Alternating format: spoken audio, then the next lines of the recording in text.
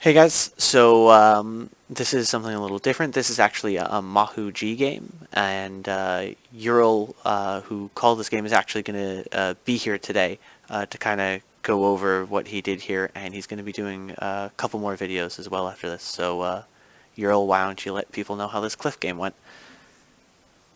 So, this, hey guys, this Cliff game is actually a bit of a funny game because Cliff is actually not one of the maps that I usually prefer to call on. It usually falls to Knight as our other primary caller to take this map, and he was in a game that went to a draw until after this game started, so I had to take this map. So I was a little bit confused going in, and I really had to uh, force myself to use patience and to rely on my players' experience to really pull me through this game, which is a really good game.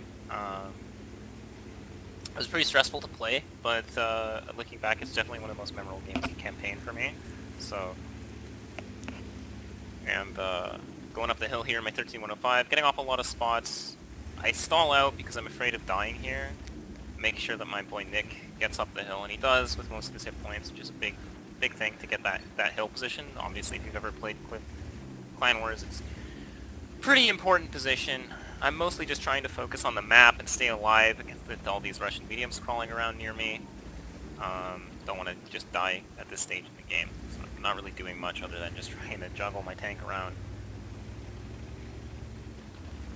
So right away you can see we've taken two arty, we've taken a pretty defensive stance with some heavy tanks spread around the map, as well as a cluster of IS-7s below me here by the hill. And this is basically just so that we can make the game go longer, make it so that no matter where they push, we're going to have a solid anchor to deal with it. And just let the double arty, looks like you're seeing right there, really do us a lot of favors over the longer game. Um, because that tends to be in our favor, just in general. That's sort of the style, we generally rely on. Not arty specifically, but just giving more opportunities to make choices. If you could think you're... I actually think G... I have a lot of respect for G. I think they're a really good opponent. But just giving myself the opportunity to actually make decisions instead of just doing something, that risks losing the game instantly or puts us in a bad position. Because especially since I'm a little bit confused about this map, I haven't actually called it that frequently in the last year, honestly. So, I have called it, but usually in an important match like this against G, it would be Knight taking over, so he knows more of the specifics and the better stuff here. So real quick, for people watching this who like obviously don't have the player skill to Mahou, can you still adapt that mentality? And if you can, is there any real differences between that while we got a bit of downtime in this game? Yeah, so we're starting to slow down here, like I said. This was the objective of the way I deployed my tanks, and I think that this is a universal truth of this map, is that, like, you can spread out your heavy tanks like this, and the game will slow down. And if you want to play with two arty, and just make them sit in the arty, as long as you can, make your players realize that they need to not poke, then yeah, this should translate. You know, I will say, though, that I think if you're playing significantly uphill, in terms, like, if you're playing against an opponent that's significantly better than you, like, I wouldn't try to do this to Feign, because they would just, like, blast through us, and, like, it would be pretty rough. For example. Um, but, like, I don't think that this is something that only Mahou can execute, to answer your question more simply. The positions, some of the things are a little bit specific, like the Super Conqueror position in B3 is a really strong position, but you kind of have to know where to be and what you're looking for there. Sorry if I have some background noise. Yeah. But I think that a lot of teams opt for a faster playstyle on Cliff, so slowing the game down like this can really unsettle your opponent, like, because they won't be used to playing against this sort of slower game. And now I'm making a mistake, pretty much, right now. But, again, the game is just kind of going slow. I'm just trying to get some spots for my arty and see if I can get up onto the hill, since Nick lost a lot of HP recently. Artillery is a really fun and balanced mechanic, guys. I kind of have a bit of a rough moment there with the artillery one-shotting me like that. It's pretty frustrating. And I kind of just need to recollect myself, because like trying to drive your tank and call at the same time is pretty rough. And so I'm kind of just asking my guys, like, hey, like, I don't really know what I'm doing with this map so much, and I'm not feeling very confident right now, and I'm not sure what our opportunities are, and I kind of just lean on some of the players' experience here. And, oof, I'm stalling. Which is pretty much what happened in the real game right now, so... So, I mean, it's been a lot of time in this game, and you guys are on offense, correct? Yeah, so this was actually an attack for us, which is why the game progressing this slowly is now, you know, we're 5 minutes in. It's actually starting to bite us in a bit here that we haven't done a significant amount of damage. I'm not getting as many spots or as many arty hits as I would really like at this stage in the game. Nick on the hill is really having to be conservative about how he pokes because anything can one-shot him at this point. So because we have control of the hill though, it means we can try to do some 9-line play, especially because they have their tanks in the middle. We might be able to get some cheeky shots in the back of the IS-7s. So what these guys are going down the 9-line for here, these bad chats and IS-7. So that's sort of the kind of opportunity that, you know, my players kind of point out like, hey, well, we could maybe send like an IS-7, a couple of bad chats this way. We could try to make this happen. Since we had the bad chats for some stuff initially, but then we ended up just having them in reserve as auto order force. So, I know a lot of clans are pretty strict about battle comms, and what you're talking about is obviously letting a lot more of your players do a lot of talking and communication. And I have a very clear stance on this, which is let your players talk. But I know that's something that I'd like to at least give you the next couple minutes to be like, yeah, this is why your players should talk, not just one or two people in the room. Well, one thing I really look for in a Clan Wars player is knowing what to say, and like not just what to say, but like the context of like how relevant is that information right now. You know, arty shot is relevant sometimes, other times it's actually useless and doesn't matter at all.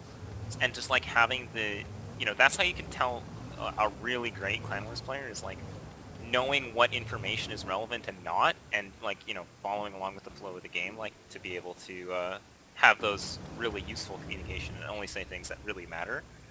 And a lot of these guys do have, you know, quite a few years of Clan Wars experience, or even like Gold League experience or whatever.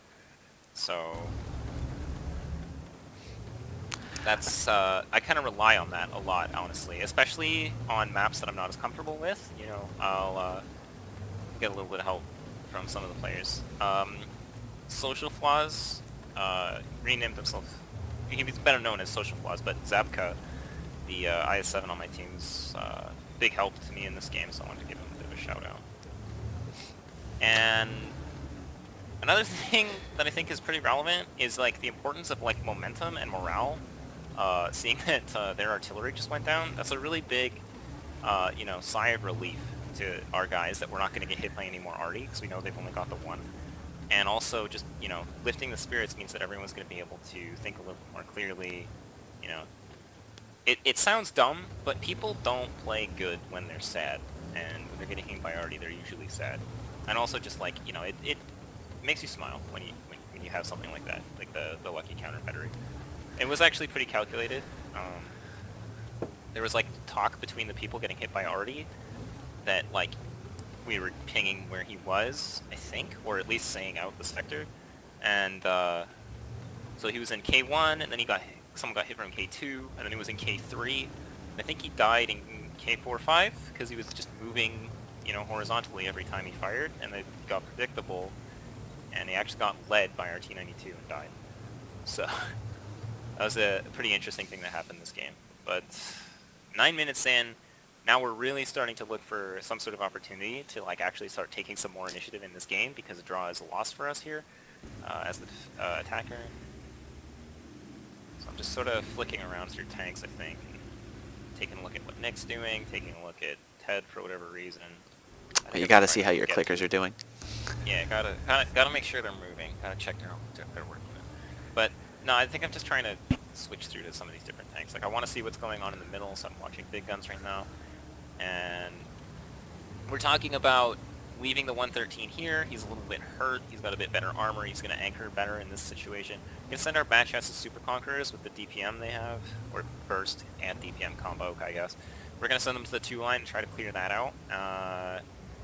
And what we expect is a heavy counter push in the middle, which isn't really going to work out because our IS-7s are dug in and they've got the 113 and this STRE behind, as well as this 907. It's a bit low on HP, but he can still shoot.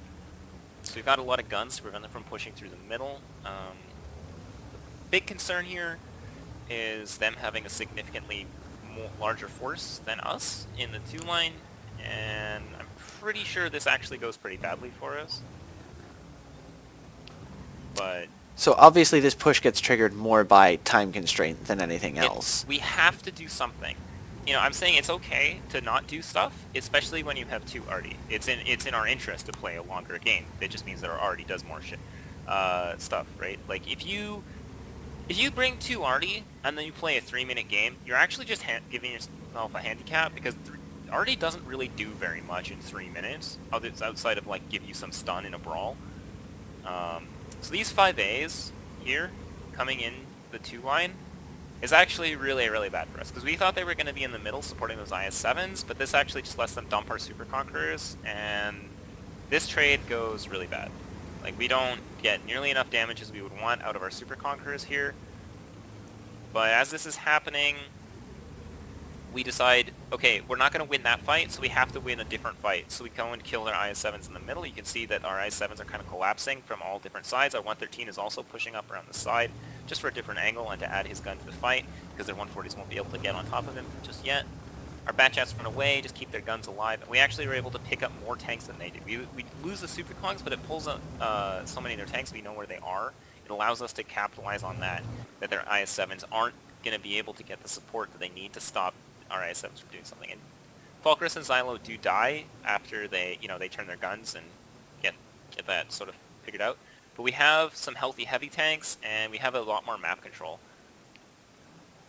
And I think Skytrain here in the STRV actually makes a mistake moving up like this. I think if he stays back in B5, where their mediums are now, they'd come around to the northern side of the donut, and if the STRV is in the north, he's going to just shoot them for free from the back there. He's probably not even going to be spotted. But because of the time pressure, I think, is what prompted him to make the decision to move up and try to get his hit points in the game, which I can respect that.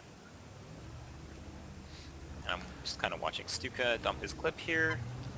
And I think he does go down to Air G on the way out, but he does a good job of taking out at least a tank. So now we're down to 2 minutes and a bit. They've got 5 tanks left, spread out pretty far across the map. So what we need to start doing is start killing tanks. Like, we need guns out of the game so we can actually win. Because we're probably not going to be able to cap. So why wouldn't you be able to cap? I mean, partially, obviously, is time, but... Time is the big thing, but the fact that they have an STRV that we can't really deal with on a bunch of hit points, being in the open on the cap circle just means that he's going to kill tanks, which means we're going to lessen our chances of winning. And we don't really have any tanks that can effectively, like, zone the STRV while other people are capping, and are already too far away from the cap, which is a bit of a problem here. Yeah. So now the game is slowing down again. This 5A has a decent amount of hit points. That's the biggest problem. We can anchor for them. And he's having a bit of a Mexican standoff with the Bat Chat. Life Break and Burnt go around the northern side of the donut because they can get safe from the Sturv. And we're looking to get rid of the tanks while, making just, fight less... Get rid of the lower health tanks, basically. Also, digging the Sturv out is the hardest thing to do, so we're going to try to get rid of these tanks first, because it's a bit easier to do. And we're really taking down... The big concern is if we'll actually be able to hunt this guy down in 50 seconds we have left. And I'm basically at this point, the only role I have as a caller is to say, like, you guys need to not pen your shots, and if people don't know what to do, then I'll help them make a decision. But usually just leaving it down to the players working together like it's a platoon is the best way to handle these kinds of situations, especially when you have players with a lot of experience. It's certain situations where you have less experienced players. They'll need some backseat driving, but generally speaking, it's best to just let your players play their game within reason. Giving them guidance will often help, but and it goes right down to the wire. We are able to pick up that kill Right. with no time really. So that was a phenomenal game between Mahou and G, and this will by no means be the last replay I upload with Eural involved here, guys. So hopefully you enjoy this. You'll be hearing a lot more of his voice, and have fun. This has been Eural and Georgie. Hopefully I'm a bit more Georgie next time. I kind of just talked the whole